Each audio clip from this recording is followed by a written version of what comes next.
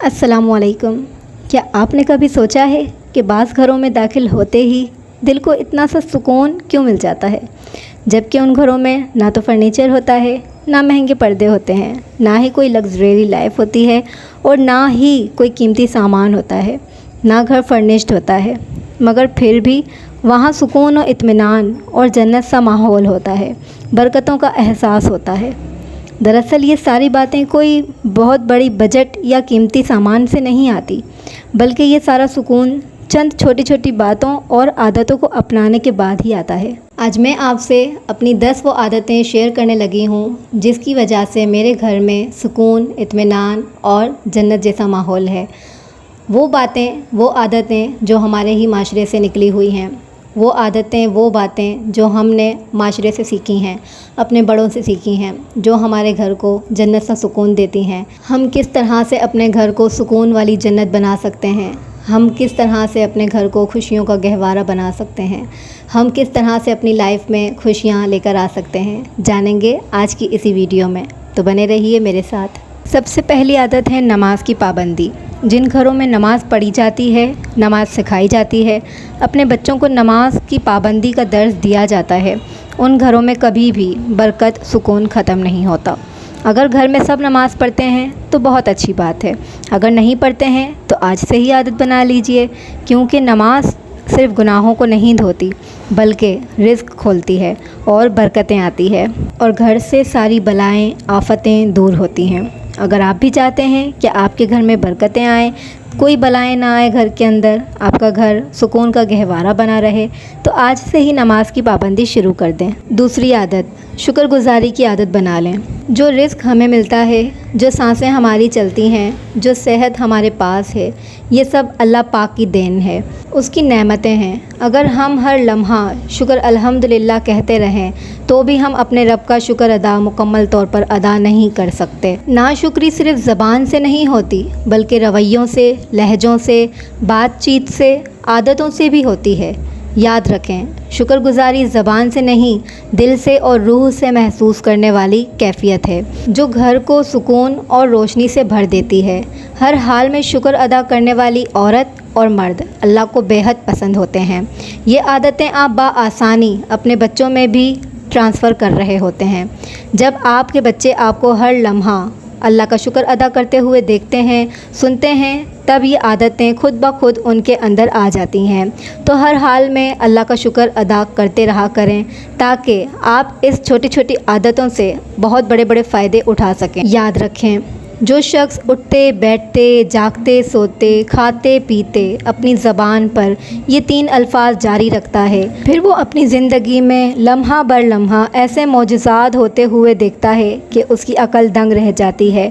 वो 3 अल्फाज कौन से हैं? जी हाँ, वो 3 अल्फाज शुक्र अल्हम्दुलिल्लाह के हैं। तो मेरे प्यारे बहन भाइयों, क्यों ना हम आज से ही अल्लाह के शुक्रगुजार बंदे बन जाएं और हर हाल में अपने रब का शुक्र अदा करते रहें, ताकि हमारा रब हमसे हर पल राज़ी रहे और हमें अपनी नेमतों से माला माल करता रहे। तीसरी आदत, रिज़्क़ के हलाल पर कनात करना, सब्र करना, शुक्र करना।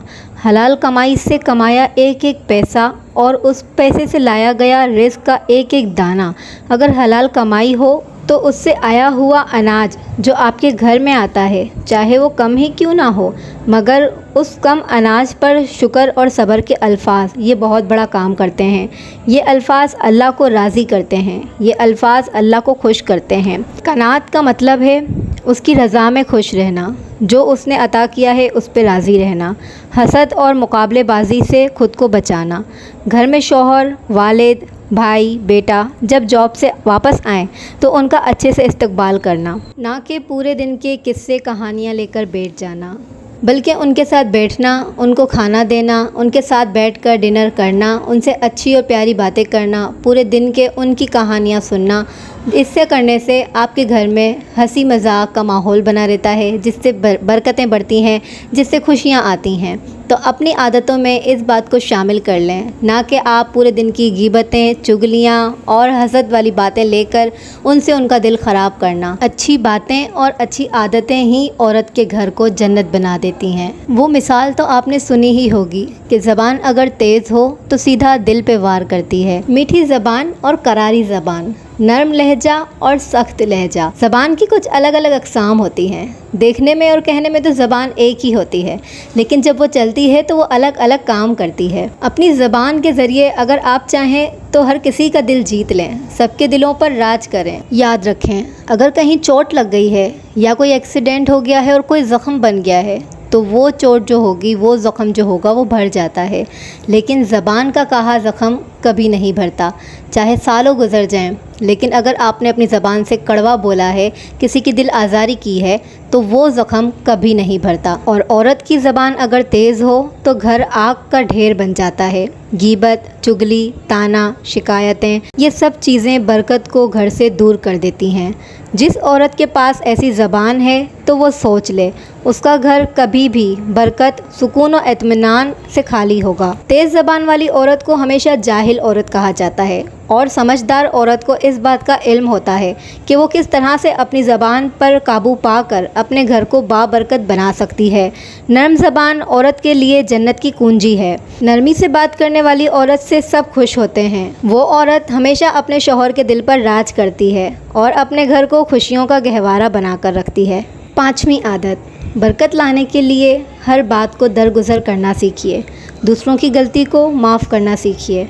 अगर आपका दिल साफ़ होगा तो आपको दुनिया बहुत हसीन लगेगी और माफ़ी देने से दिल रोशन होगा। बाज़ औक़ात सब कुछ होने के बावजूद भी दिल बेचैन रहता है, क्योंकि हमने दिल में इतना कुछ पाल कर जो रखा होता है। गिले, शिकवे, नाराज़गी जमा होती है हमारे दिलों के अंदर। किसी की गलती को माफ़ कर देना, दिल को साफ़ रखना, बद्दुआ की जगह दुआएं देना, ये सारी आदतें उसी औरत में होती हैं जो अपने घर की बरकत को कहीं जाने नहीं देना चाहती। 6ठी आदत, सबसे प्यारी आदत, सबसे मीठी आदत, क्या आप दुरूद पाक पढ़ते हैं? अगर नहीं पढ़ते हैं तो आज से और अभी से ही नियत कर लीजिए कि जब भी आपके सामने प्यारे नबी का नाम लिया जाए तो आपको दुरूद पाक पढ़ना है। जब आपको मदीने की याद सताए तो आपको दुरूद पाक पढ़ना है। जब आप किसी परेशानी में हो तो आपको दुरूद पाक पढ़ना है। जब आपका दिल उदास हो, जब आपको सब कुछ खाली खाली सा लगे तो आपको दुरूद पाक पढ़ना है, क्योंकि सारी दुनिया की खुशी दुरूद पाक में है। क्योंकि सारे दुखों का, दर्दों का, सारी तमाम परेशानियों का हल दुरूद पाक में है। तमाम बरकतें दुरूद पाक से हैं, हमारे प्यारे आका से हैं। जब तक आप अपने दिन की रूटीन में दुरूद पाक को शामिल नहीं करेंगे तो यकीन जानें बरकतें आकर चली जाएंगी, खुशियाँ आकर चली जाएंगी। तो मेरी प्यारी बहनों और मेरे प्यारे भाइयों, चलते फिरते, उठते बैठते, खाते पीते दुरूद पाक का विर्द अपनी ज़बान पर जारी रखा करें और इसको अपनी आदत बना लें, क्योंकि ये आदतों में सबसे बेहतरीन आदत है। सल्लु अलल हबीब सल्लल्लाहु तआला अला मुहम्मद। 7वीं आदत, वक्त की पाबंदी और ऑर्गेनाइजेशन। अगर आप वक्त की पाबंदी करते हैं और अपने आप को ऑर्गेनाइज़ रखते हैं, अपने घर को ऑर्गेनाइज़ रखते हैं, तो फिर ये एक बेहतरीन आदत है। 8वीं आदत और सबसे खूबसूरत आदत, और अगर ये आदत आप लोगों ने अपनाई हुई है तो यकीन जानें बरकतों के ख़जाने आपके घर में दरवाज़े के ऊपर ही हैं और आपको बस दरवाज़ा खोलने की देर है। क्या आप अपने हर काम को शुरू करने से पहले बिस्मिल्लाह पढ़ते हैं? अगर नहीं पढ़ते तो आज से ही इस अमल को स्टार्ट कर दीजिए। अपने हर काम से पहले बिस्मिल्लाह को अपनी ज़िंदगी में शामिल कर लीजिए। और यकीन माने, मेरी तो इस कदर ये आदत हो चुकी है ना कि मैं सुबह उठने से लेकर रात को सोने तक अपने हर काम में बिस्मिल्लाह लाजिम पढ़ती हूँ।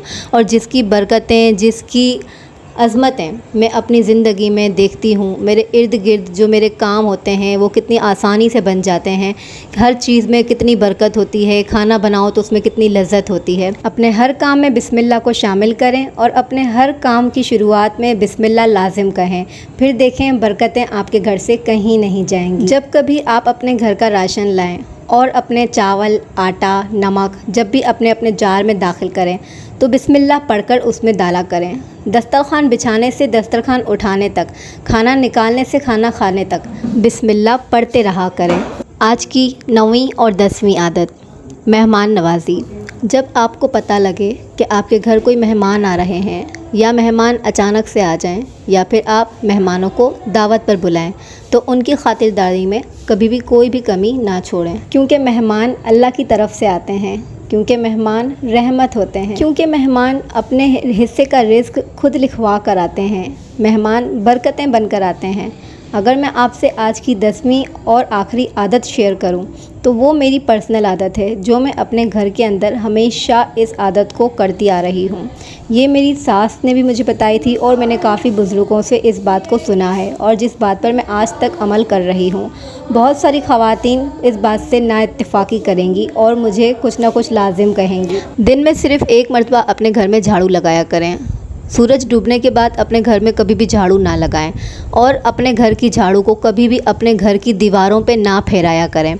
دیواروں پہ پھیرانے سے برکتیں ختم ہو جاتی ہیں اور میں نے جب سے اس عمل کو شروع کیا ہے الحمدللہ میں نے اپنے گھر میں برکتیں بڑھتی ہوئی پائی ہیں۔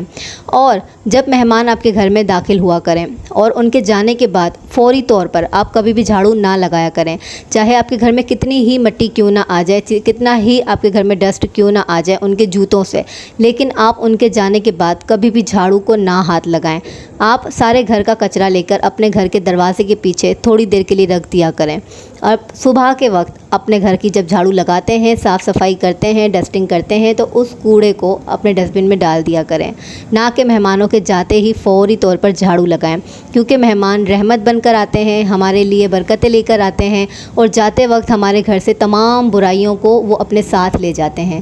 تو آپ کبھی بھی ان کے جانے کے بعد اپنے گھر کو صاف نہ کیا کریں۔